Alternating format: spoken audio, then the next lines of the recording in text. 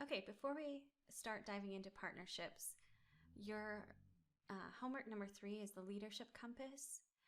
This activity, you will go through the different statements on the following pages and place check marks on the box next to the statements that apply to how you make decisions and choices.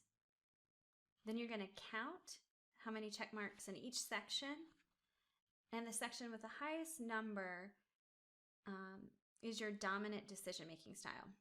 And there's a couple reflection questions that you'll answer based on this. Make sure you do that. But please share with your group. You may end up with individuals out of the 4 or 5 of you that fit into each of the different leadership decision-making styles. You may have maybe be north heavy or south heavy, but really understanding the approaches to work and work style for each one of those, and some of the things that can happen if those styles are taken to excess should help the group with its group dynamics and kind of figuring out how to best work together. Okay, so for part 3, I'm going to make just short videos based on each one of these like bolded heading areas. So the first one is to appreciate the importance of working collaboratively with diverse communities and constituents. So if you remember the public health system, this really plays at that environment, that social, political, public policy, economic, cultural, demographic, and technological environment. So relationships, why do we bother? Well, public health leaders recognize that the only way to efficiently or effectively improve the health in a community is to work together as a community. This means organizing individuals and organizations with an interest in solving community problems. So if you have a single organization approach to tackle different problems, you have that organization and they may be addressing issues of health literacy. They may be dealing with issues of health access. They may be dealing with issues of health inequities. But as an organization, they're tackling multiple different problems. This is typically what an organization looks like. But when we as a community work together and have multiple organizations approach a single problem, then you have the diversity of the community impacting that one problem. So you have, instead of one organization with their interests going after multiple problems, having multiple organizations working together to address a problem. This can allow efficiencies, so no one has to do all the heavy lifting themselves. It allows organizations who have a focus or a skill set that can impact the problem to be able to combine their specific skill sets with other organizations that might be better tasked to address other pieces of the problem. So when we talk about public health partnerships, they're collaborative and or coordinated efforts among public health organizations to address community health problems that are beyond the boundaries of individual organizations.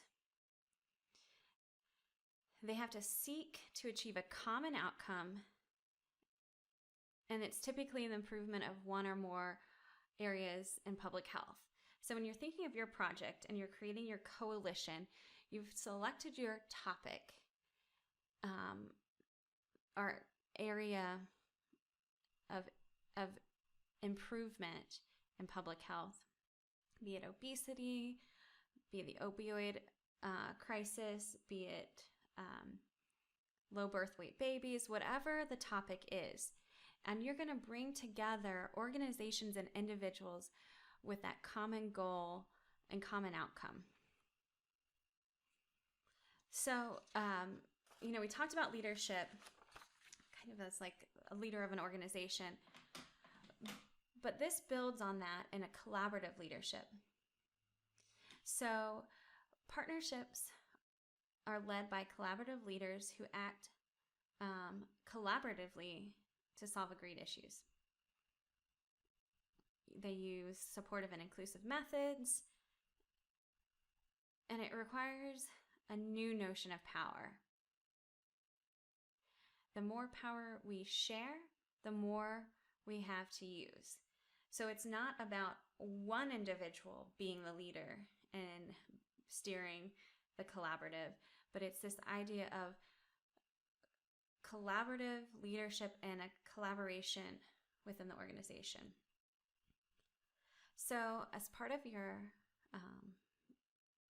proposal to the Commissioner of Health in your state that you've identified your target group to be in, one of the pieces of your project asks, what are the advantages of partnerships? And here you go. Some of the advantages, and this is not inclusive, but these are some really strong advantages, are the ability to pool resources.